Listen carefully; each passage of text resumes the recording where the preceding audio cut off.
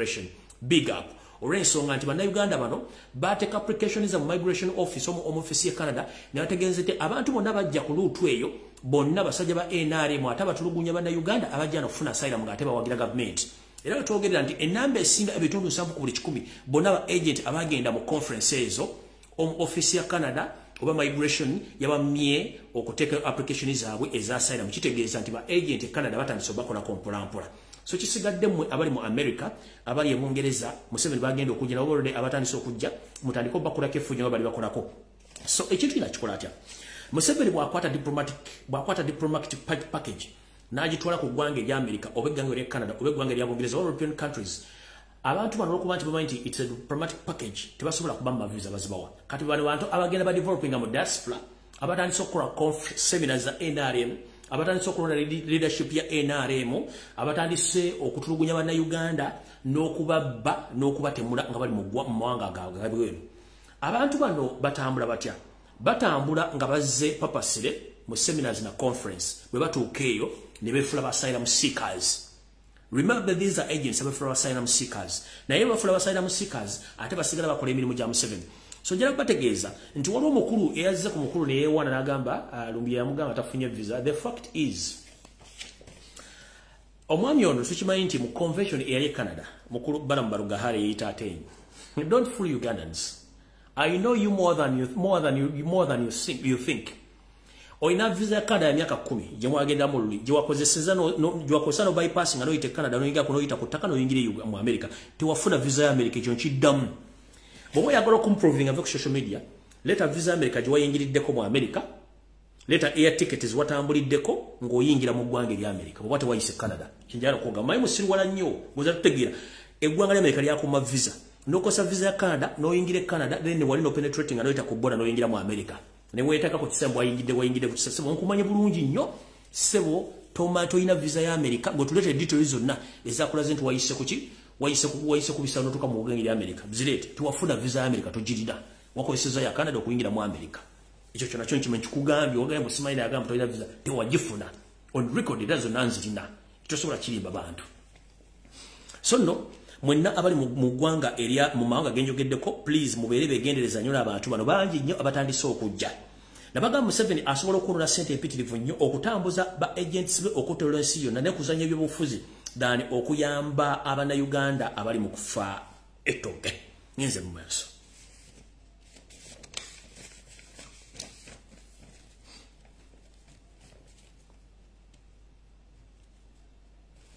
Awo nvuddewo eno message njagala egende eri omulamuzi Juliet Kisaache mwenna mumanyi omukyalo n'akulidde emyaka aludde mu judicial system e Uganda.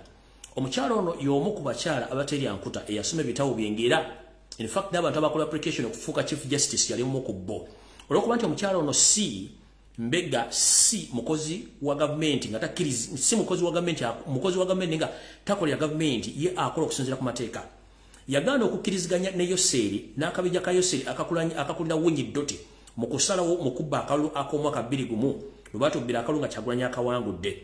Museveni bwe yatula mu meeting yagamba nti omukyalo ntamumanyi njamu panishinga okutuuka nga akkiriza nti nze mukulembeze w'eggwanga eyalondebwa so nga talondebwangako. Mukyala Kisaache omulamuzi Chief Justice Kisaache ngenda kugamba bwe nti maama wange wonna wooli nkisuubira nti era wakava mu buvune wali olwaddemu kosefu.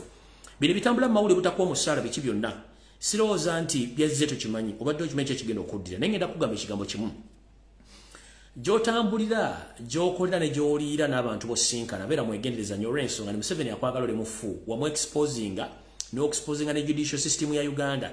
Kati bino byonna bibaleeta okugamba nti ozeeyo ssente ze wafuna mu myezi gye wakolera mu myezi ssente ze bakusasula weppona okujja ku pelolo gano si mawulire ate bamenya mateeka tukimanyi bulungi nnyo nti bw'obeera appointed mu office ne bakuwa appointment letter you are eligible to get salary. So kati simanyi teeka ki mubayita atoze ssente ze wafuna emyezi giri emekadde gye wakolera nabaga nti bano abantu bano obwongo bwe bwante era ddala kituufu bwante tosobola kunga nti omuntu alina appointment letter nga wamuwa omulimu badde akola atazze ssente z'ebbanga lye mbadde musasula kitegeeza ki brains are monke oba bano cow mentality yabajjula. Omukyalo ono mulamuzi ajjudde ali kakiiko akasembayo akalamula eggwanga ne muga nti atezzeeyo ssente ez'emyezi giri emekadde ze yafuna kitegeeza mmwe eyabazaala ku olwo yabatulira butuulizi ono mukyala ali eyigibwa okufuna ssente olw'ensonga nti an appointment letter n'okumusindiikiriza ave mu office nakyo kyo kiraba nga kimenya mateeka naye olw'okuba nti ensi efugibwa bamafiya mukyala n'ogenda mugamba omulamuzi kisakye beera mwegendeza nnyo gy'owulira gy'otambulira ne gy'osobola olw'ensonga nti Museveni akwagala oli mufu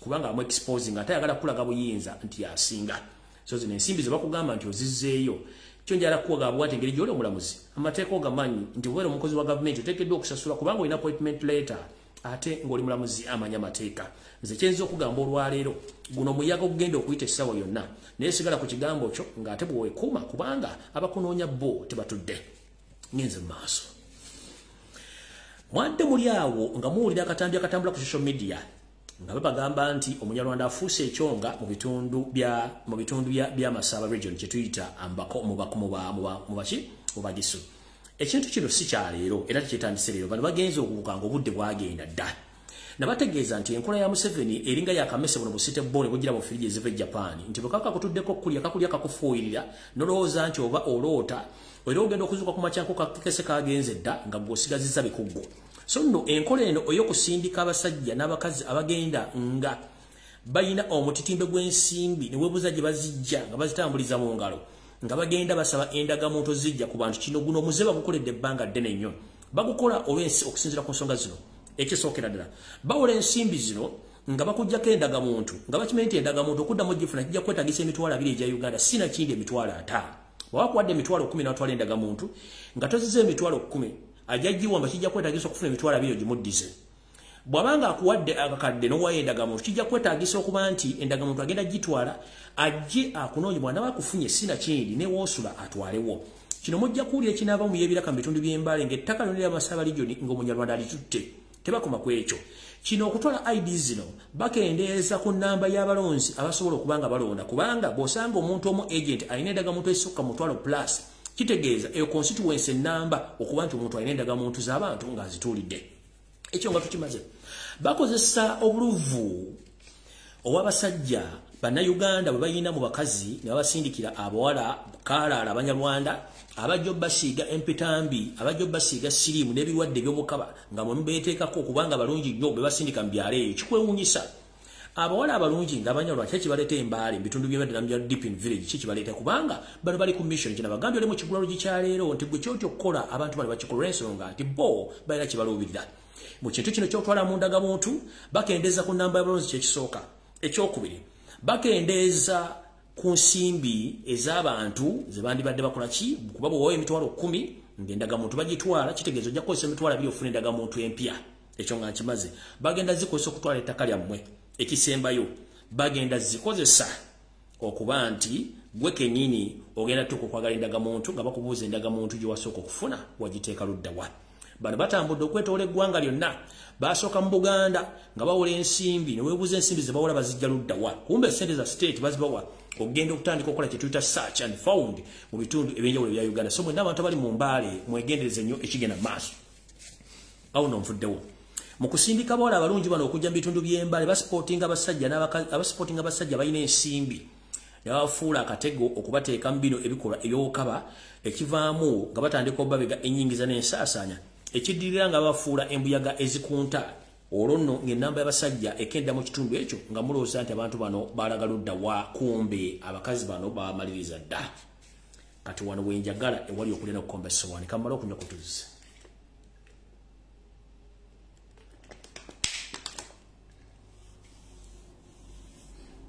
omukulembeze wange Robert Kyagulanyi Ssentamu nkulamusizaako ssebo kansubire nti oli bulungi era njala kwagaliza omukyala First Lady Babitungo amazaalibwa amalungi mama we balekula bale kulabira omukulembeze waffe nawe bale kwerabira bale kwagala abaana bo nakubalabirira kansubire nti akatambe kano kata akusanga gy'oli President of Robert Kyagulanyi Ssentamu nazzi kuno bwe twawuliranga engombe ng'omanya waliwo obuzibu buliwo naye tugezezaako okukuba engombe ku social media kuno kutegeeza nti ekijja si kirungi naye simanyi lwaki omukulembeze waffe okyesulire gwa naggamba ng'eyakasibira embaale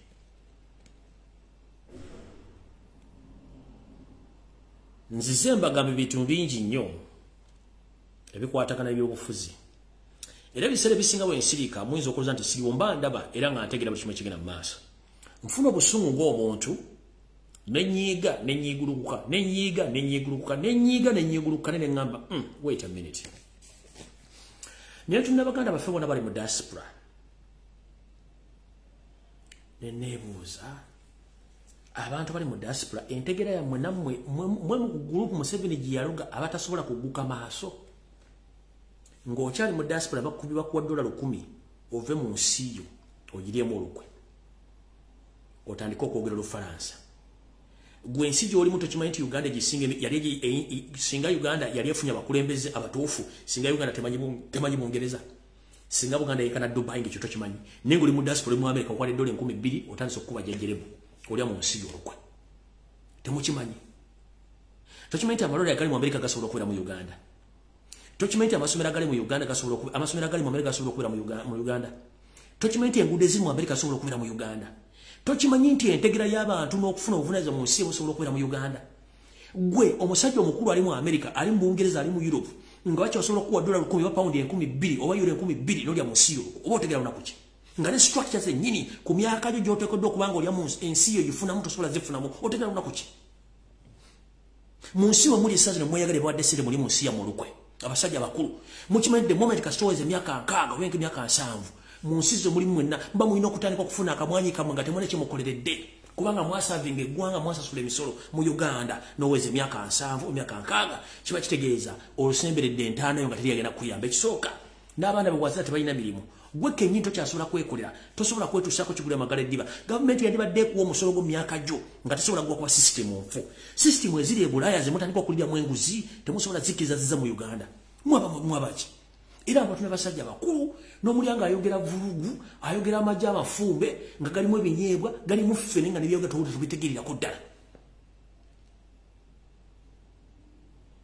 nga tokimenti ku myaka 6 oba ku myaka 7 olina okubanga owumudde nga gavumenti yekulabirira okuva ku rent okuva ku bills okuva ku kulya okuva ku ddwaliro na buli kimu nga gavumenti erina okulabira mu Uganda tekisoboka naye ngaebiro waki temusobola kukozesa bwongo bwammwe omaze ku kyemyaka 8 ne Uganda otya okuddayo naye nga bakuwa $2,000 n'ozirya mbadde nga ndi wagenda mu America kukyusa mindset yo wagenda Bungereza kukyusa mindset yo nze nali mmanyi buli muntu alinnya nnyina ava ku kisawo n'ayolekera Lido Beach bwati nnyinirega mbweruka n'atuuka walaga obwongo avaako akatambala bwati naye n'otumya abasajja abakulu n'abakazi abakulu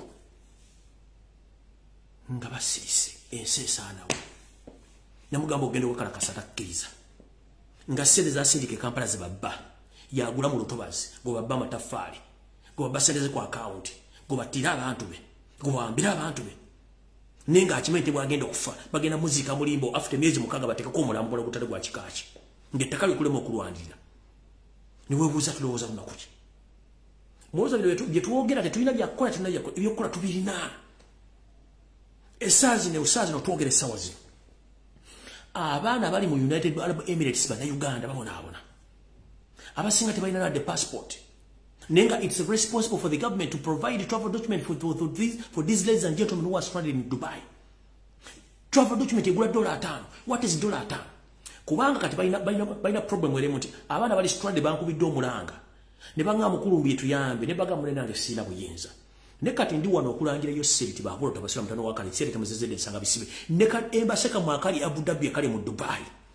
Mu bisajja mmwe ne bikazi mmwe ebizimbye embuto ezibalinga sekerenda wenyonye abatasobola kuyamba bana Uganda, shame upon you.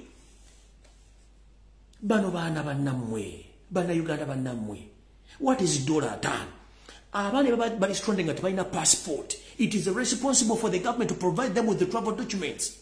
Even though they don't have money, what is $50? We might not go back with a ticket. At least provide them with travel document, which cost $50. What is $50 on government? Provide them with travel document. Abazade bajja kugula ticket. Bajja kutunda ettaka bazaba na bakutaka. Dana bana ofira mukomera nga tabaina ditambula. Nkubiriza omulanga.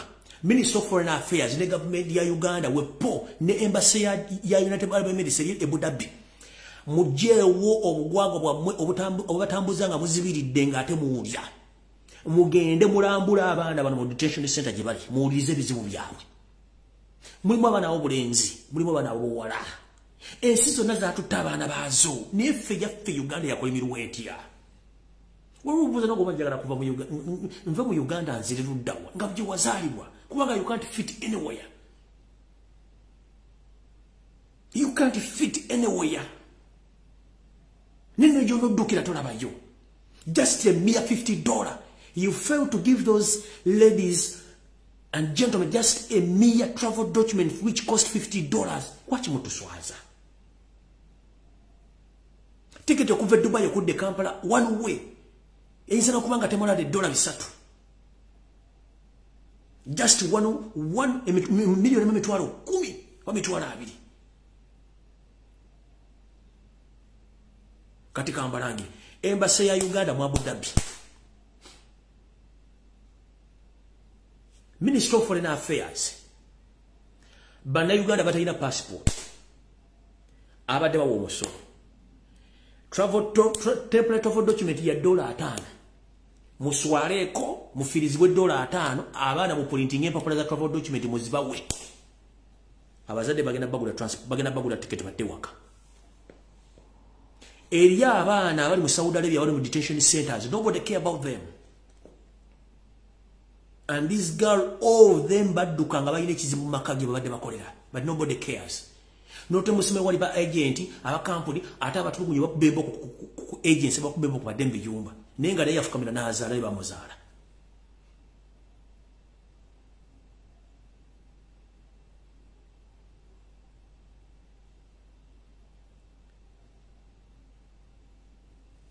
Mu embassy ya Uganda Abu Dhabi simanyi ne United Arab Emirates simanyi Dubai mu bisajja no bitunula kati ono where is this man kuba video charge lina information is sinagita where is this man what video charge lina muninde katono nyo where is this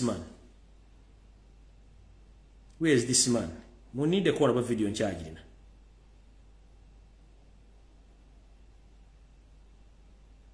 Munyambe video mbenga in charge dina wana. Simanyu ba in charge. I don't think band deleting nyo nangi. Ni mubulade boku deleting. Where is this man? Oni agenda kuandisa ndaga muntu. Where is he right now? You are the secretary. Where are you? I invite all those Ugandans who are living in Abu Dhabi and other northern Emirates to come for NERA registration at our consulate in Dubai, in Jumeirah. And the requirements to bring on that day should be your identifications, for example, a passport. So on that day it will be on 3rd and on 4th. 3rd and on 4th of June. Kati oyo musajja oyo yayita abannayuganda bonna bali mu Dubai bagende bewadisa kuyendaga muntu. Kati bwebanga tulina abannayuganda bali stranded 2,000 bali mu Dubai. Ngobaita bagende bafune endaga muntu nga tebasobola zifuna kati. Watch them providing of the temporary travel document badde Kampala. Ne oli awo kanula maso linga entesala lerwe muri mukubya boli musimbi gwa government lwa kumba bagabana basafari nga bali mu Dubai. Chechi babezemu. Mubera mu office muno nga mukola mochi. Abana bali mu kusafari ngensi zona za tutabana detention centers zona za sigade mba na Uganda. The rest of African countries za tutabantu babwe. What happened to Uganda by the way? Kubanga afuga sigo balonda obe yalondebwa si afuga nga muchulya muri mutima namwe mukimenti kibaluma olokuba nti gwe twalonda si afuga kati zinoze nemba tezina kaumentali ziri mu office zitudde abana bantu basafaringa and you are still forcing kids to get out of their country because they lack what to do. Musituke nengalabiza mwezi nezibali ngenge esululu mugende muyamba bana bana Uganda bali stranded mu Dubai. Both girls and what? And boys, but it's stranded. They need to go back home. But they lack travel documents, which is officially needed if they don't have passports. Better get travel documents. The $5. What is $5 to government? If you can't provide them with air ticket, provide them with travel documents, their family, they are going to provide them with the tickets. At least you correct. They are stranded. Abana bali Saudi Arabia tebana byogera. Abana bali Qatar tebana byogera. Nebuli embassy eri bagabutikide. Basiba muloji kulya michele kulya pira na kuzinguluka kutandika kunyampira mu office ninga temachi basobola kukolera gwanga. Source of income ye human being ye muntu bwabanga source of tax eri mu kusafari ngira Dubai kati mu mutegere mwasoma dikamasi mwasoma di economics Bwanga abantu balina okuva mu musolo ba suffering right now. Mugenda funa descent. You are there looking for numbers. Munonya support. If you can't intervene to help these boys and girls, support mugenda jija. Era bachabavuma nnyo, bachabajerega nnyo. Ngenze maaso. Anfudde osigenda kulwawo.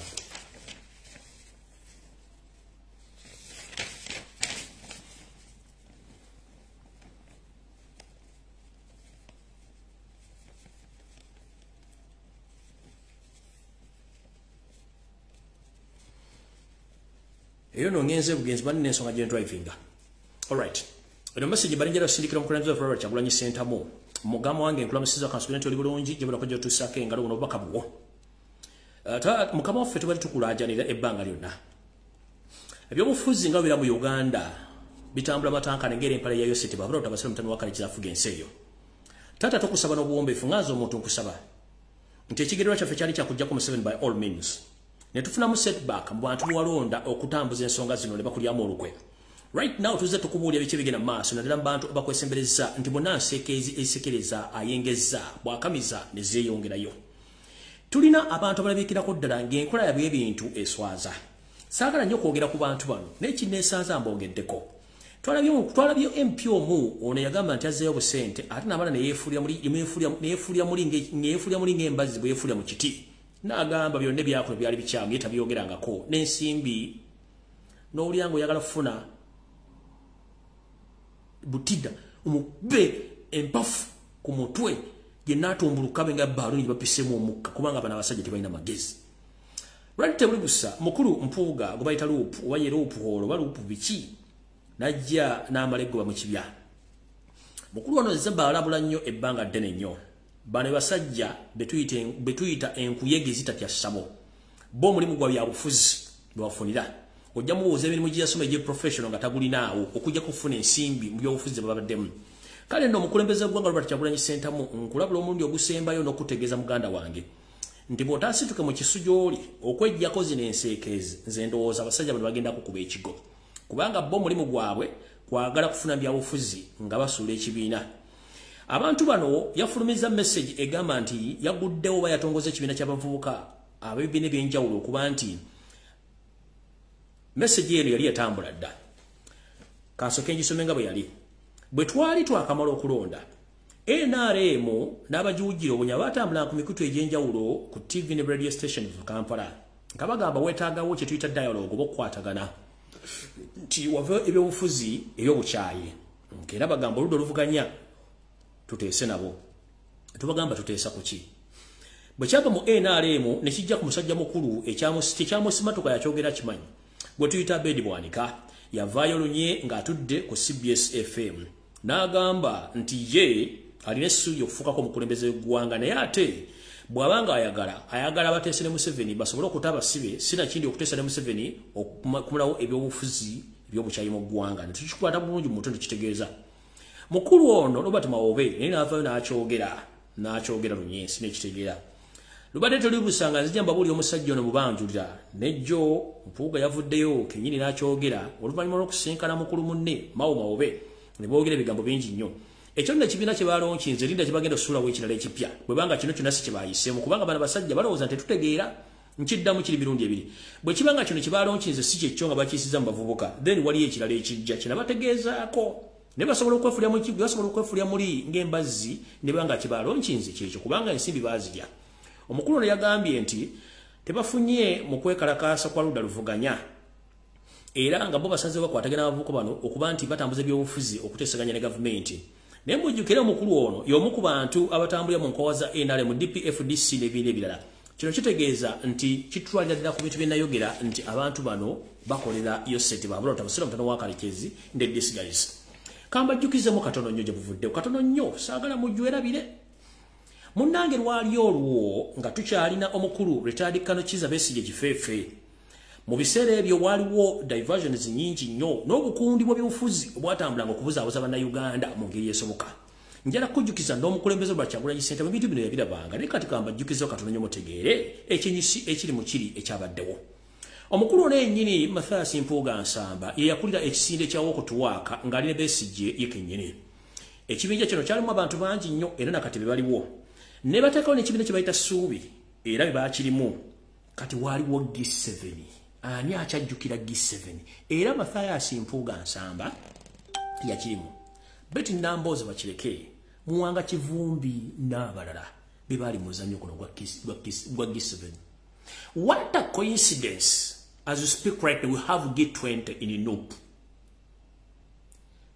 Previously, there was G7 led by Mpuuga Mathias and his colleagues.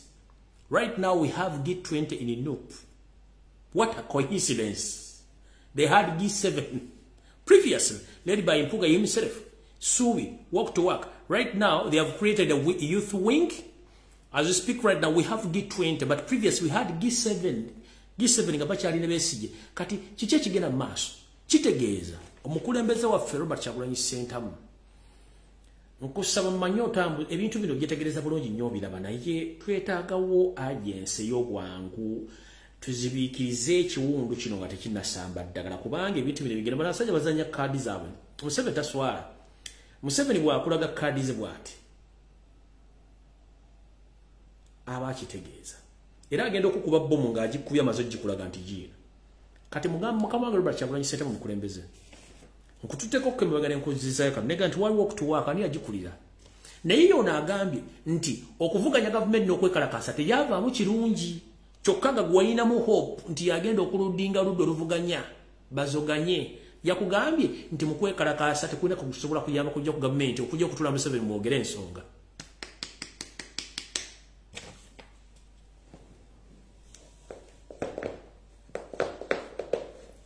Ono nze nkuzize previous le mabega miaka mukaaga nkuzize katono nnyo. Ono yali dinga ekizibu kya walk to work Suubi G7 kati waliyo munufu mulimu G20 kati bwenzijukidde G7 nga what a coincidence when you have G20. Soko ju mwena mujjukira wanda waliwo G7 era bano bagirimu. What a coincidence nga tulina G20.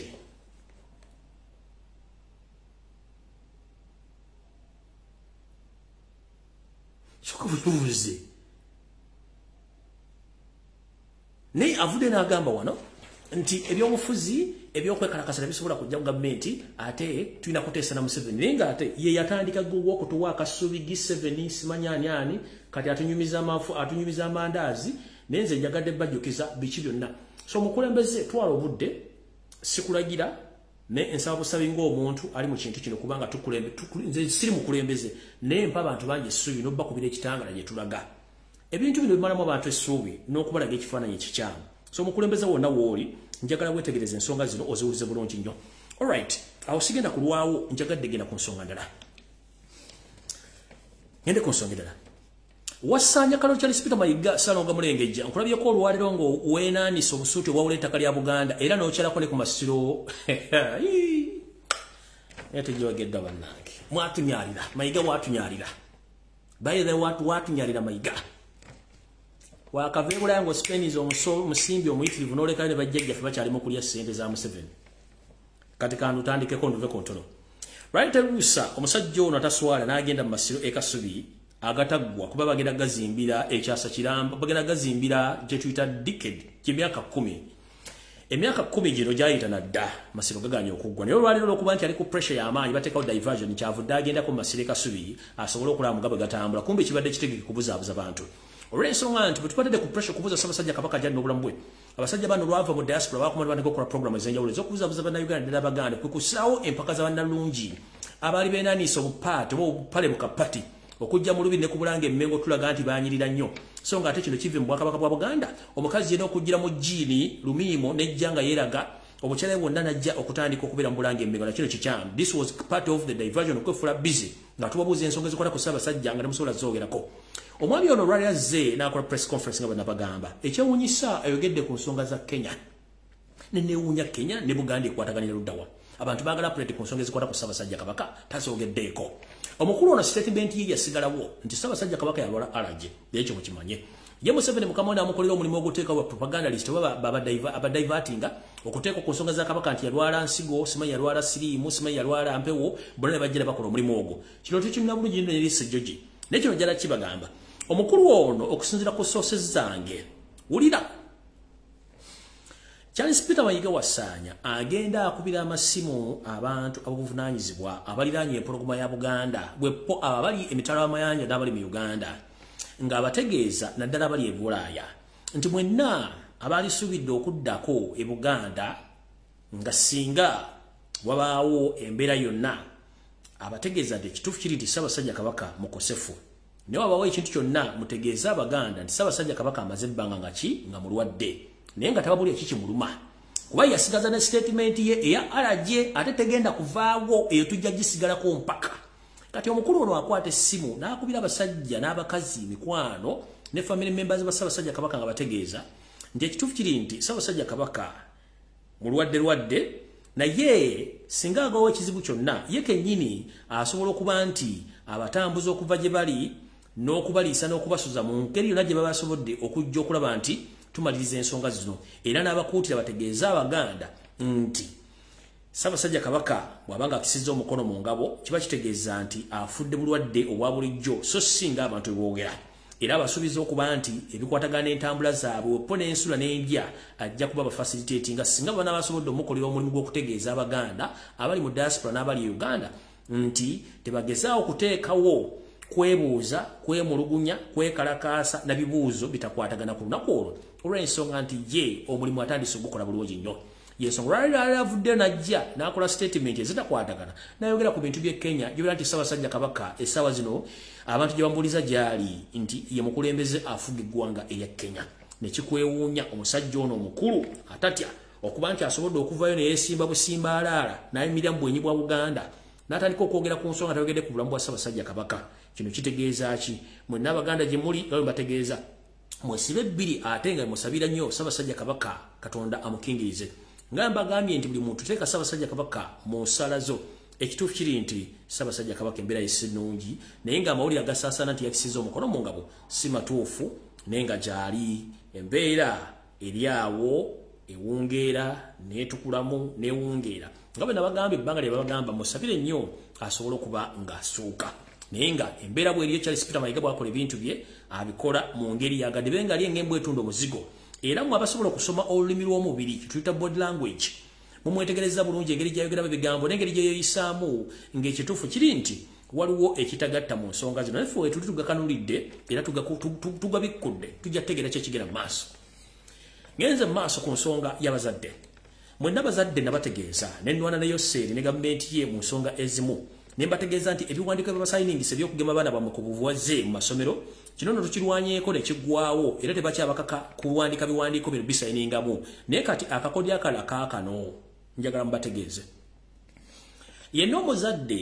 eyawulidde era naawe n'otegeera nga tanategeera mutegeeze abantu bemwalikira abaana bammwe n'amasomero gammwe temuli interested nnyo kuwa abaana bammwe mata mujjukire eggwanga lya Kenya lyagoba amata ga Uganda gonna oluvannyuma nze lw'okuyisa information nti amata ga Uganda si malungi galimu ebitakwatagana naye nga target yali nti bo baali baagala kukendeza ku nnamba y'Abannayuganda ku kutandika okugaba amata ago era amata abasinga obungi abaaganya walina obuzibu baafunayo ebirwadde eby'enjawulo kati Yoseeri yakyusizza akatiba katya yalagidde ng'ayita Minister of Education okuba nti balagira amasomero gonna agasinga obungi gatandika okuwa abaana amata njala kubuuza laavu baagijjeewa bwe batasobola kugulira abaana paadi oba otya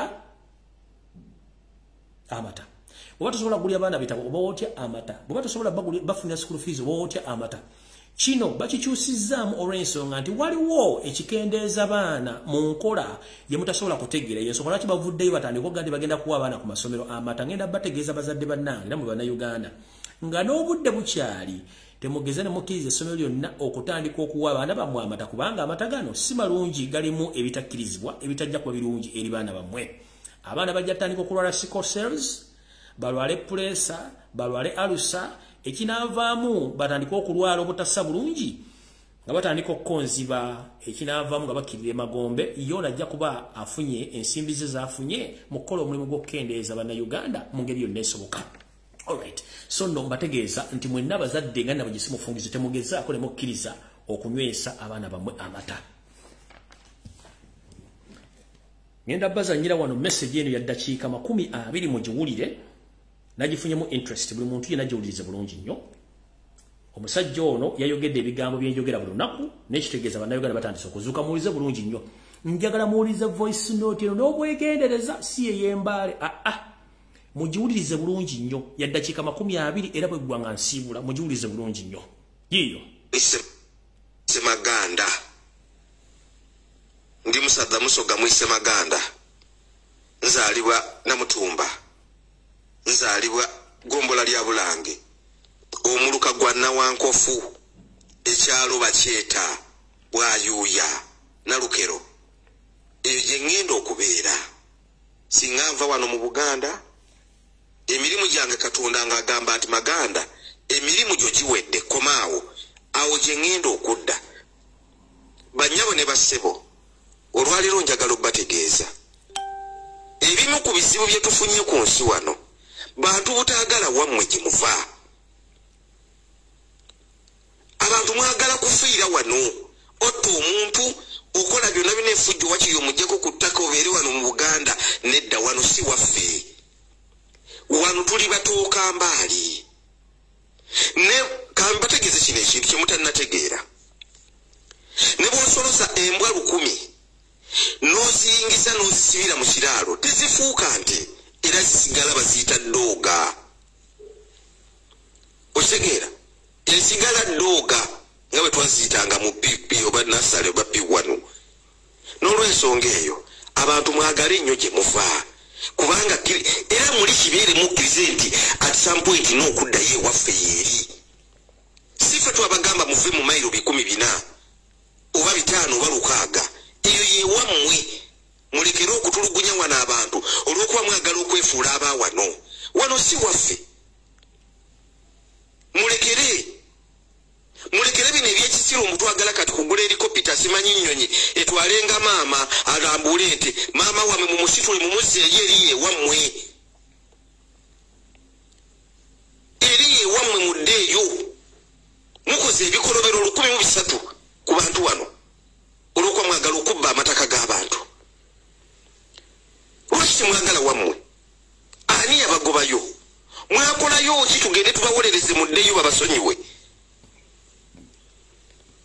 Mwakolayo ki? Mwina okwagala ewammwe eri ewammwe. N'olaba omuntu yamala obudde n'asoma n'ayogera ekyobusiru, abantu bewaabwe bali bubi, bakyasula bubi, balya bubi, balwadde. Kitaawe afudde n'alowooza ku kintu kya kugula helikopita.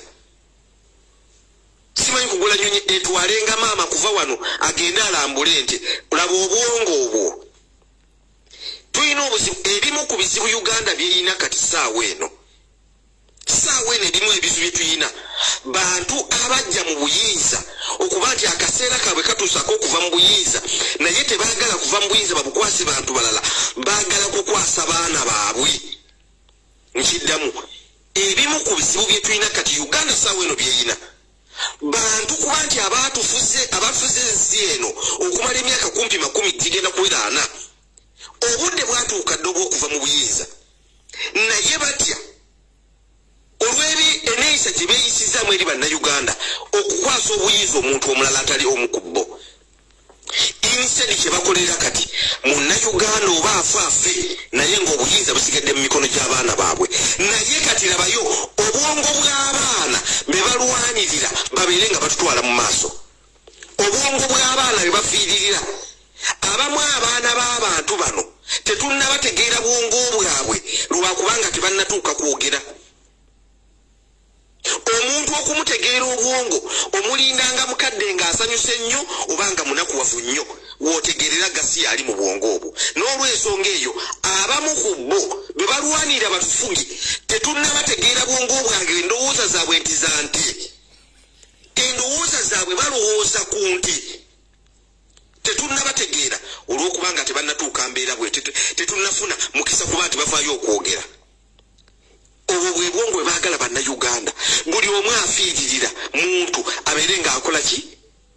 Mwana we ng'adda mu buyinza olw'okubanga nature obutonde busazeewo kati bwe bubalwanyisa. Bannayuganda nabategeeza bo banafu nnyo tebasobola balwanyisa, naye temusobola kulwanyisa butonde. Mu butonde olina okukaddiwa n'ofa.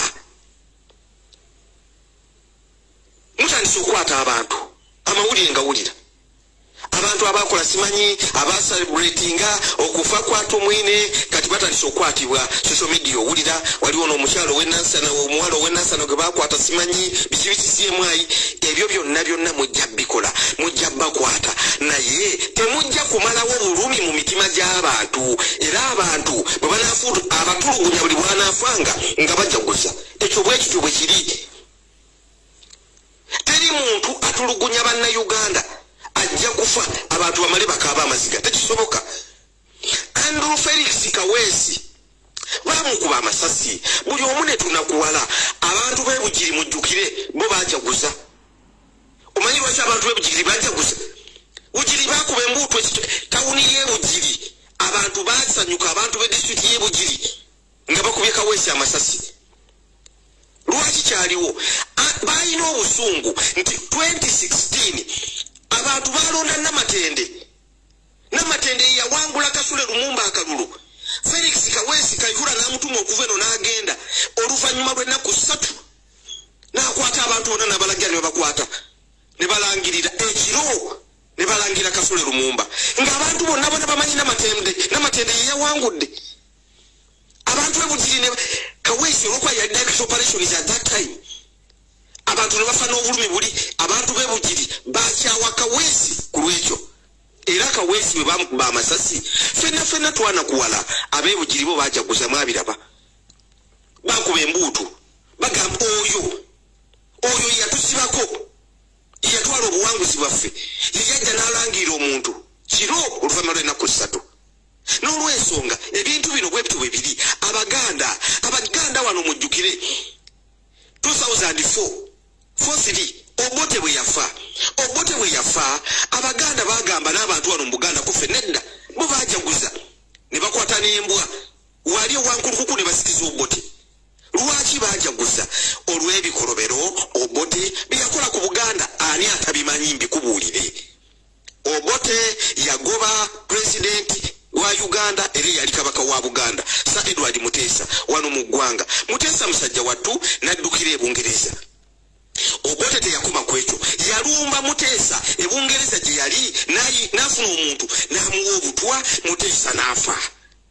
Basebo ne bannyabo omusajja alumba olukuba olubiri akubye kabaka amuddusiza mu nsi ye agenze bunaayira nayo n'amulumbayo n'amutta. Kati olowooza Obote ng'afa ng'omuganda abeerawo mbu naye akaaba aba ategeera bulungi.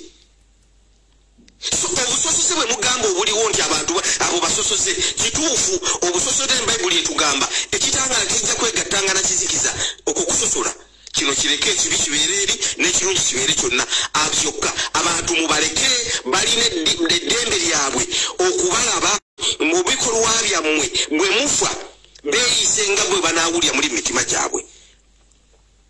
Tumwine si yasoosa okufa Nyakairima juzi wano yafa ensi yonna n'ekaaba. Nyakairima yafa abaganda abadaama abateeso n'abalala bonna fana ne tubeeranga emitima gitwe twawulira bubi. Nyakairima yamala emyaka emeka mu bukulembeze. Nyakairima mu bukulembeze bw'amagye yayimala emyaka mingi nnyo ku ntikko okusinga Tumwine. I think Nyakairima is the longest serving army commander. Yamala ebbanga ddene. Is not Mugisha muntu. Kwaba babiri kwe kuli omu. Nyakairima nava najja n'abeera minister wa internal affairs teyakolanga bistatement ebyo byambwa mbubakuba amasasi mu mubiri. Nyakairima mwamulabako Dinga akwata emundu mu parliament yalimu emyaka gyonna nga ayagala kushootinga muntu. Cecilio Gwalu Tumwine okwata emundu pisto oteka mulago bwa Cecilio Gwalu oli general oli mujasi mu parliament olwanire mu parliament ng'ojayo pisto oteka mulago bwa mukazi. Abantu mubaleke boogere ebibali ku mitima ate nze bannayuganda nkiddamu nabaagadde nnyo. Kino kye muba mukola mwebuzaabuza mumanyi ekituufu ne bwe muneeyambula empale ne mujjamu buli kimu kyonna mbukimanyi tukolamidde abaganda abakibi ekibi kyonna ebyo byonna gasiya. Niba munagamba mbuna abantu basosoze kituufu abantu basosoze bw'oba obayisiza bubi tebajja kusembeza buli omu kyakimanyi. Abantu mbayisiza bubi. Secondly abantu abakooye this is living in self-denial. Mwetese mwe. Mumanye kituufu naye muganye kukkiriza nti mukimanyi.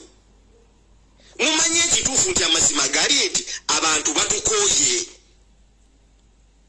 Ne bw'onywa bunyimata akadde katuuka n'ogakuwa abantu babakoye.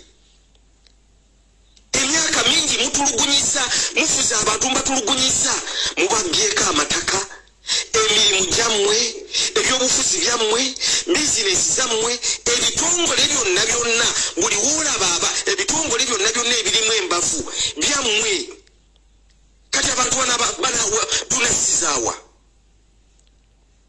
buli kimu kyonna mu nsi ensi ekaaba abaana bammwe basula mu bbalabbo ensi njafu mwe mulina buli kimu kyonna nalabye General Awanyi Lieutenant General Awanyi ye commander wa reserve forces sebo nga yewaana sebo yali eri mu kuziga agamba era kyasinga okwagala ku General Tumwine yalwana nnyo okulaba ng'asuula akadaaga kati oyo obwongo bwe lyessanyu lyalina ku Tumwine General Awanyi yagamba musanyu ye yayagala nnyo General Tumwine era yamulumye nnyo okufa olw'okubanga General Tumwine yabayamba okusuula akadaaga olanyajje era ekyo agamba ekyo lyekirungi ani atakimanyi imwe abasoga nimu omutakiddi nti Tumwine n'omu kubakulembeza abantu abaali ku forefront okusuula akadaaga timukiddi ekyo twabyogeranga nga mulowooza nti byakusaaga ono Mwine Awanyi akyogerera ebiri mu mawulire ngwera ye musanufu ino General Awanyi olwokuba balugwa babiri wangulu abakidokido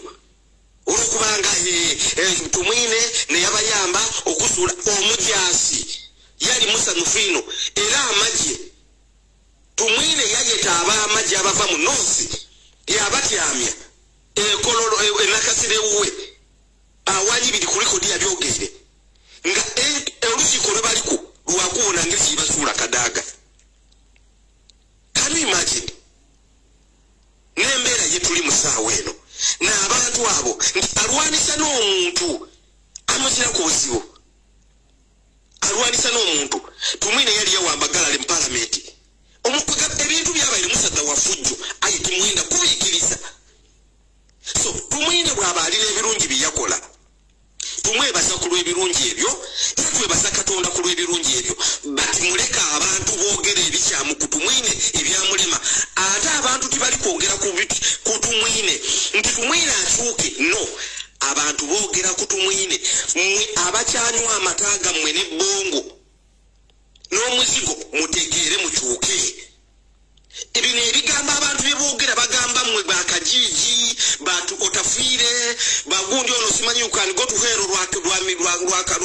kodi lwakakyuyi yali former attorney general bagamba mmwe tebagamba Tumwine because abantu bamanyi Tumwine yafa abantu bamanyi Tumwine takyawulira bino ebigambo byammwe mmwe abakyali abalamu mmwe setwagala mwebuzeebuze byammwe mmwe abakyalya muwogo mmwe abakyayita n'obugombe emmotoka ziringa 10 abantu ababuulira mutegeere nti kati eri munnammwe takyalina kagombe waali takyali kagombe mwamuziise nga teri yadde akagombe wadde ku wiiso gye muteekayo nti wakiri afuwe nga wiiso bamufiire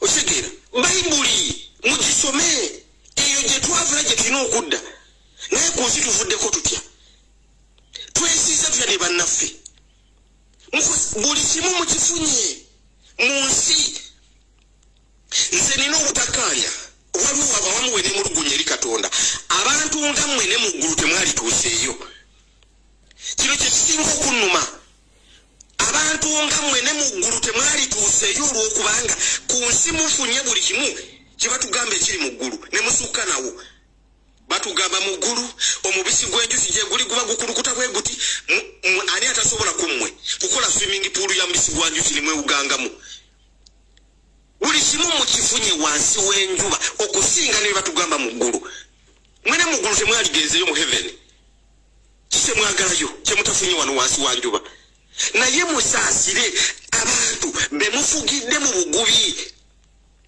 nze kyovula bangamba abantu ng'abo bwe bafa nze sirumwa numwa nnyo kubanga ku nsi alidde buli kimu kye bagamba mu ggulu akifunye n'ebisukkawo kubanga mu ggulu temuli helikopita kugenda kulambula nte mu ggulu teriyo towulyako nti awo yesu n'alinnya helikopita n'agenda n'alambula ente ezeekazo tebiriyo ebyo byonna bira mu bifunyi wano naye ennaku yange enkwatiranye abantu ababonaabona wano mu Uganda be mufuze emyaka 10 kigenda kuwera 4 nga tebasobola kufuna kakulya basula ku bunkeeke abaana baabwe basula basinda nga agula bwakapanado okuwa omwana tempurikyeke abantu baffe gye bali eyo abasoga bangi abali eyo abakazi n'abasajja abalina ebirwadde eby'amaanyi nga kyasobola okukola kirisimbi aniya bibanyiga bino ebizimba bya nabaana alsa pressure byonna buli kimu bibanyiga eyo kyasobola okukola kiri kimu agula bwa panado za siringi 3 musawo mpaayo ku panado ekimbe kyange kiniga ekyo kyokka panado n'agenda n'amira abo be bantu abaali badde babeera mu ggulu naye si mmwe ekyo kinnuma nnyo abantu mmwe era Katonda kinnuma nnyo abantu nga okugenda mu ggulu simanyi ekyo eggulu lyali badde ly'abantu bano ababoneebonedde ku nsi mu mikono gyammwe nga muli bye musobola okukola abantu bano obulamu bubeere bulungi naye mmwe temufudde eyo mulemera ku bantu era mwagala n'eggulu muligendemu era mwagala bwe mufa abantu bonna buli omu akaabe ewuwa akaaba ki tunakuwala ki taata wange yafa ku myaka 39 tumwine yafiiridde ku myaka emeka nga bwe yali mu lutalo tumwine ng'alwana ne taata wange bwe yaliyo tumwine ku baana be teri yadde omu gwe baakuba essasi z'amasasi lwe batta kitange gankuba kati mutuyimirizaako tumwine yaani ffe tuwulya bulungi okubanga batata baffe tulaba amalala ate netuwonabona mu nsi muno nga mwali nabo mumanyi bwempulira enkovu z'amasasi lwe besijjamu ne zinsiiwa mumanyi obusungu bwempulira nga naye amasasi agankuba abantu babonaabona kitange yafiira yasigalayo ng'abasiru abajja ne batwala obuyinza bali wano batulugunya abantu nga mutubuulya mutumwine yafudde hosi tumwine ffe batata baffe tebaafa kubanga ali walina mutumba yaddayo mubuuze kapitani abe mukwaya yakulira okuziika nga yakyali eweiganga so muleke kulowoozesa bannayuganda nti mujja kukola abantu obubi abantu basigale nga babasanyukira mulina okufa kyabwenkanya kye mulina okukola kiri kimu mukole kimute mwetereze mwesootinge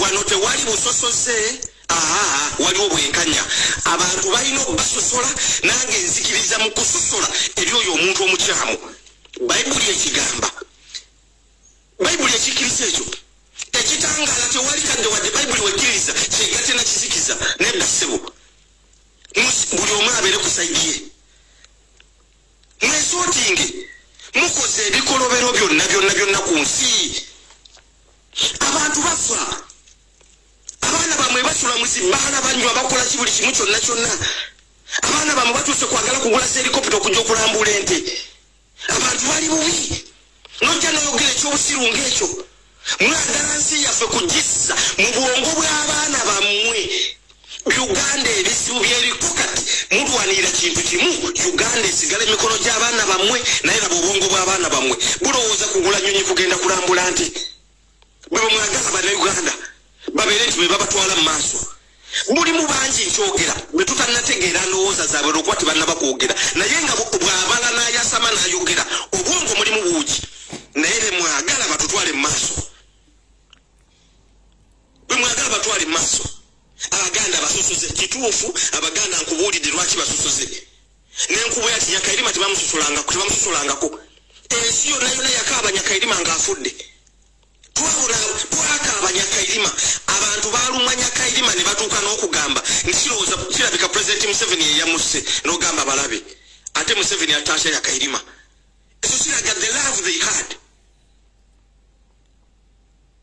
abantu babaagala mukkirize bannayuganda babaagala naye mwesootinge bwesootiize mulekere okukola ebikolobero ku bannayuganda mubba amataka g'abantu olw'okuba mwine emundu mwina ssente emirimu gyonna mwagitwala kati ennaku zino mu Uganda awali omuntu atava mu Western atali munyankole wabeerawo director omusoga ate kukubeera wadda ava mu Western Uganda nga yamulika emabega nga kijingi deputy we ate n'omunnanga aba w'amaanyi okusinga ono amukulembera genda mu bitongole bya poliisi genda mu bitongole byonna mulimu abalimu kati nga be bakatonda abeera deputy naye ate nga ye w'amaanyi ennyo anti bali mu kintu kyabwe kye mutakoze bizinesi zonna mufunye ssente obuyinza mu byobufuzi mwe mulimu musimbye buli kimu kyonna mukikoze lwaki temusiima lwaki mwagala abaana bamwe bakabenga amaziga ga mirundi ebiri nga bamu tukuba mbuutu ate no mbabuulira Katonda yabatandiseko kati ye mwennyini Katonda yakitegeera nti bannayuganda bo tebabasobola n'abateeka bannayuganda bawanika emikono ne muggwa kati mu mikono gya Katonda kati yatandise mwennyini bakola kyo kubatereeza mubadde mwetwalanga bannanyini nsi ensi ya Mukama ensi na buli kimu kyonna kirimu kya Katonda si kyammwe ate mukyali kukituuza bannayuganda bagenda kukuba embuutu n'engalabe Kampala road paka Jinja mwebuuze gye kivudde mutereere bano bakyali bino bituuza abantu kati abantu bakooye muleme kwebuzaabuza abantu babakooye bukooyi ne mwandibadde mukooye emyaka mingi lwaki mutulemerako batata baffe nga baafa basigalayo mu nsiko mwebaki temwagala kuvaawo abaana bammwe batuuse kujooga nsi kusonda sente kugula helikopita mugende mulambule ente yerefe olowooza omuntu ategeera suulya bulungi ekyomusoga gwe muliko ewaffe ebusoga nga kati n'ekisenyi kye tubadde tulimamu omuceere emyaka gyonna bwetatuzaalibwa mubajjamu mwagala kikolanga lwera olwakola bwe muti nga muguzaayo kakande n'abakyayina balimayo omuceere kati n'ewaffe mugenzeeyo mugoba abantu mu bisenyi mwetukuza emyaka n'ebisiibo mwe tulimu omuceere era diiru eriwo yakuleeta bakyayina nga bwe mwakola mu lwera temwagala okukola ewaffe mutulugunyiza buli omu tulina wano baminisita babadde babuloka b'amataka nga kibuule emukono abantu babonyebonye mataka naye temukkuta tumukunde yagenda ebbaale ekayunga ettaka lyonna public land n'agyezza mwezi muli kitwalawa tumukunde bagenda muziika mu ttaka buneneki munnamwe bamuziise mu yiika 2 mujja bireka byonna mujja bireka muddeyo eri nga munnamwe bwe yagenze n'olw'ensonga eyo bino bannaddiini baali babibagamba naye baddaddiini ba wano bannanfuusi Pulezidenti Museveni yamala okutegeera obunafu bw'abannaddiini bwa bano nga beetaaga ssente buli kampeyini bwe zibeerawo n'abayita n'abawa ssente juuzi wano bwe baamala okuba abantu amasasi bannaddiini bonna ababalokole bonna bagenda buli omu yavuga emmotoka n'agenda esoloti bwe yatuuka esoloti ne babalinyisa ennyonyi buli omu emmotoka ne zikomaawo ne bagenda eggulu ne basinkana pulezidenti buli omu baamuwa miliyoni 10 ekya ssente personal assistant we miliyoni 5 abaasigala wano wa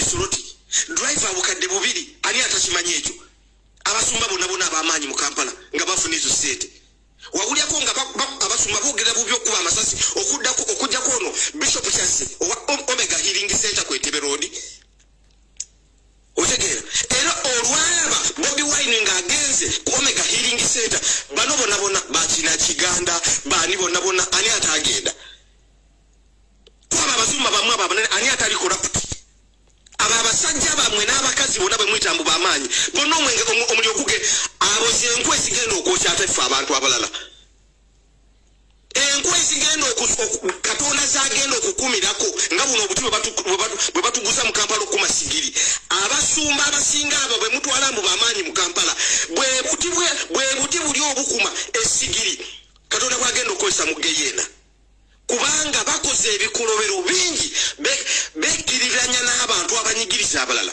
bagaana okwogera ekituufu ekisaanidde abasumba abo Kayanja Diru yavaayo nayogera ku byokuba abantu amasasi nagamba this is not right kubanga kanisa ya Kayanja yesinga okusabiramu abantu abasinga ab'amaanyi wano mu ggwanga. Kayanja yavaayo kodi. Bano bakina Kayuwa, bano bado Bujingo, bano bakagwani ano Kasenyonga, bano bakiganda. Bonna baserwadda bavaayo ddi ne bakivumirira ne bagamba this is not right. Bavaayo ddi. Abo bonna bakozi ba sente ze mbakoleddemu I know them. Nalimbaddewo ko President Museveni n'aleeta sente 3 mu December 2015 n'azikwata Baasa Bishop Kiganda nga tuli na Kivubo. Can he wake up and talk bad about the president now?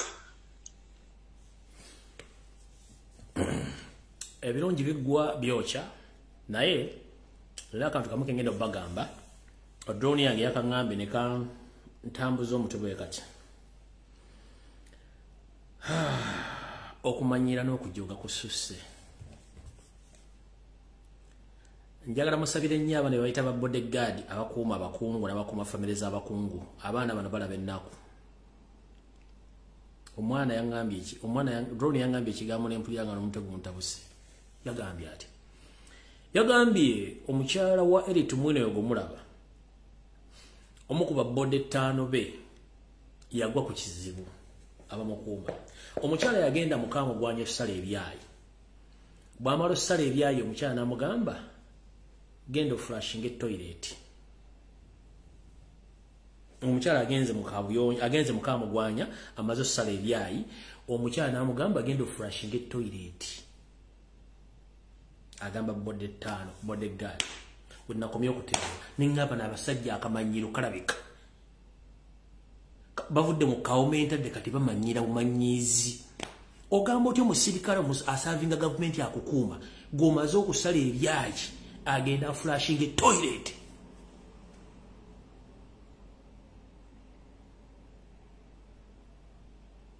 Musasira bana ba bodyguard. Omwana yangambe nti mukyala Eri Tumwine ogumulaba yagenda oluganda olw'enjogera lumu lugumunyo temutegeera.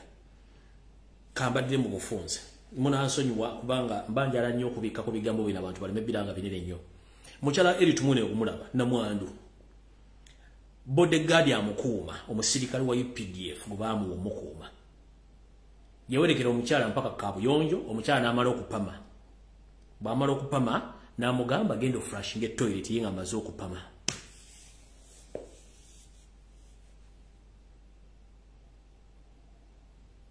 Lozalabya ko kimukuga nti jangu nsangule. Bana abantu bajoga.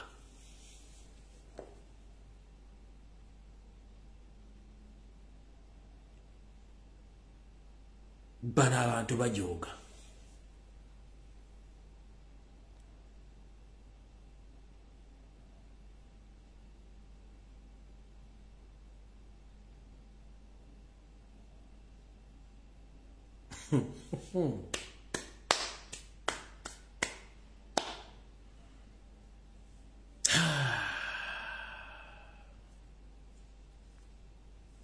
Mukama taata olyokanga n'otuyamba n'oteeka obudde bw'emisana n'obw'ekiro ntubulabako. Otherwise enensi erimu ebikulekule erimu ebinene.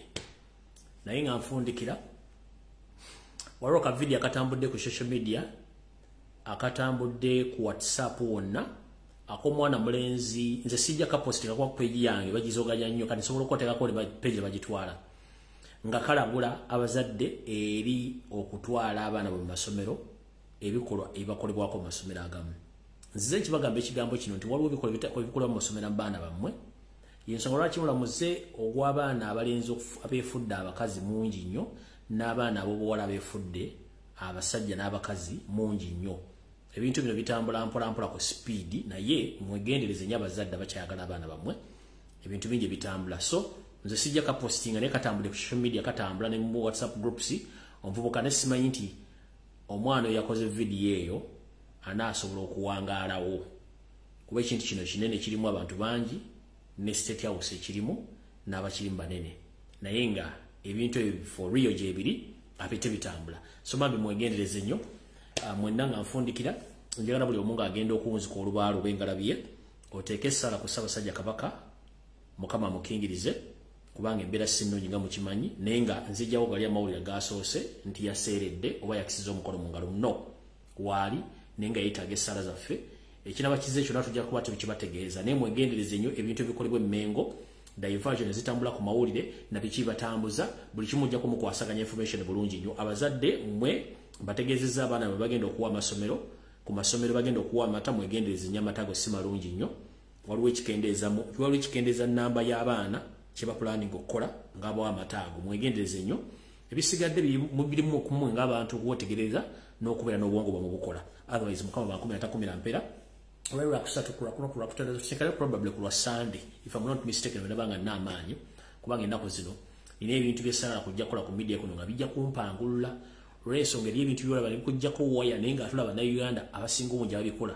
olowooza bategeera naye nga obwongo tebalina so mukama 13 mpera mbaagala nnyo mwebale kubeerako atasobodde funa video eno please genda ku mukutu gwange wa YouTube ojja kuteekako erinnya Lumbuye Fred ojja gifuna YouTube channel yange jeri mujja gifuna kubeerako information nyingi nevizi mbantaddeko ez'abantu abalala ezibanyumira so mukama 13 mpera tusekano nakulala mweraba